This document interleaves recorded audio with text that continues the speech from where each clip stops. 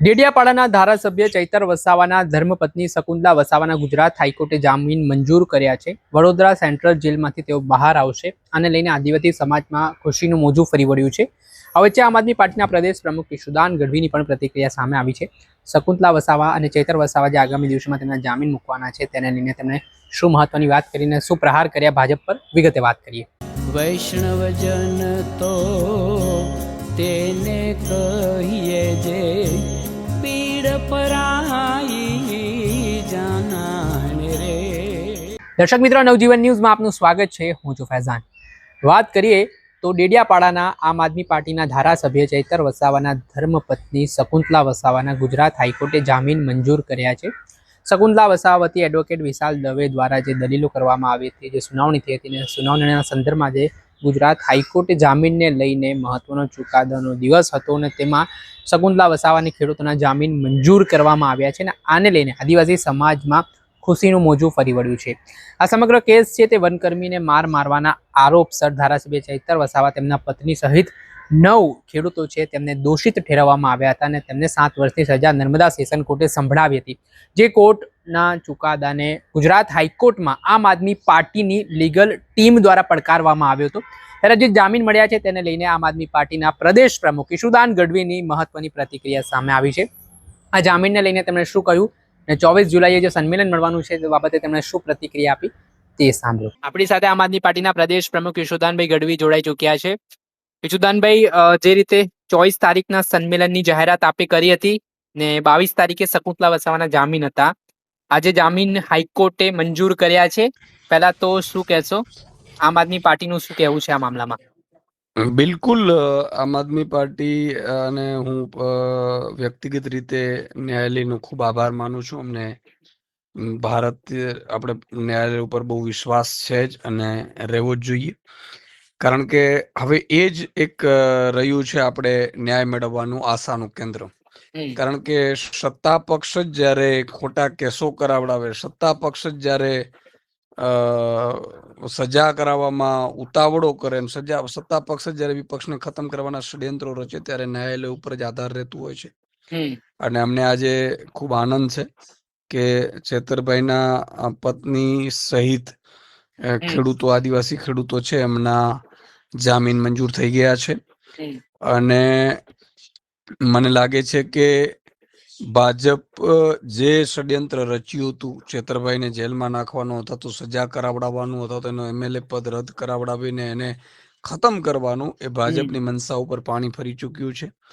અંબાજીથી ઉમરગામ સુધી તમામ આદિવાસી સમાજના એક યુવાન એક થઈને ચેતરભાઈની સાથે સમર્થનમાં આવી ગયું હતું. એટલે ભાજપનું જે દાવ હતો એ ઊંધો પડ્યો છે. ભાજપ વિચારતું હતું કે અમને આપણે હેરાન કરી અથવા તો તોડી અથવા તો ભાજપમાં લાવી અને એને ખતમ કરી શકાશે, પરંતુ એવું શક્ય ન બન્યું. ચેતરભાઈએ આદિવાસી સમાજની સાથે ઊભું રહેવાનું મંજૂર કર્યું, જેલ જવાનું મંજૂર કર્યું, એક વાર નહીં 2 વખત જેલ જવાનું મંજૂર કર્યું, પરંતુ ભાજપમાં જવાનું અથવા તો આદિવાસી સમાજને છૂરો ભોંકવાનું કામ ચેતરભાઈએ નથી કર્યું. અને એની આ વિજય છે. ચેતરભાઈ વસાવા પણ આગામી સમયમાં એમની પણ જામીન અરજી મૂકવામાં આવશે અને મને વિશ્વાસ છે કે જલ્દ ચેતરભાઈ પણ બહાર આવી જશે, આદિવાસી સમાજનો હીરો બહાર આવી જશે.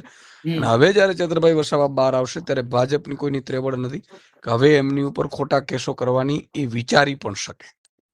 ઈશુદાનભાઈ, તો જે રીતે વાત થઈ, ચૈતર વસાવા સામે જે ગુનો નોંધાયો, વડાપ્રધાનને નિવેદન આપવું પડ્યું ને ભાજપ વાળાઓ કહેતા રહ્યા કે ભાઈ એક ધારાસભ્ય એમનો ગુનેગાર છે, ગુનાહિત ઇતિહાસ ધરાવે છે એટલે જેલમાં છે. મનસુખ વસાવાના નિવેદન આ ઓપન ડિબેટ કરવાની વાત કરી કે આપ નેતાઓમાં તાકાત હોય તો મારી સાથે ઓપન ડિબેટ કરી લે. તો આ બાબતને કઈ રીતે જોઈ રહ્યા છો? ચૈતર વસાવાના જેલવાસને લઈને આ નિવેદનો આવી રહ્યા છે એને લઈને. જુઓ, ભાજપના નેતાઓ બોખલાઈ ગયા છે. એમાં આદિવાસી સમાજના નેતાઓ માટે તો હવે સ્વાભાવિક છે કે એ બધા માટે છેલ્લા પદ છે એમના, કારણ કે અંબાજીથી ઉમરગામ સુધી હવે ધારાસભ્ય હોય કે સાંસદની ચૂંટણી હોય, ચેતરભાઈની પોતાની પાર્ટી આમ આદમી પાર્ટી જીતશે એ પ્રસ્થાપિત થઈ ચૂક્યું છે. એ લોકોને ખબર પડી ગઈ છે.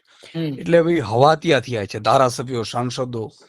પરંતુ ચેતરભાઈ વસાવાએ આદિવાસી સમાજ ના માટે જેલમાં ગયા. ચેતરભાઈ વસાવા પોતાના માટે નથી ગયા. આ મુદ્દો તમે જુઓ તો એ તો મનસુખભાઈ વસાવા છે, એમણે ખરેખર તો સોલ્વ કરવાની જરૂર છે. સાંસદ તો એ હતા, ભાજપના પોતે હતા સાંસદ. એમણે વન કર્મીઓ જયારે રાત્રે 2 વાગે ખેડૂતોના ખેતરમાં, આદિવાસી ખેડૂતોના ખેતરમાં ઉભો પાક લણી નાખે છે, કાપી નાખે છે, તો મનસુખભાઈએ ખરેખર અવાજ ઉઠાવવું જોઈતું હતું. મનસુખભાઈ જેલમાં જવું જોઈતું હતું, પણ એ જેલ જવાનું પસંદ ન કર્યું.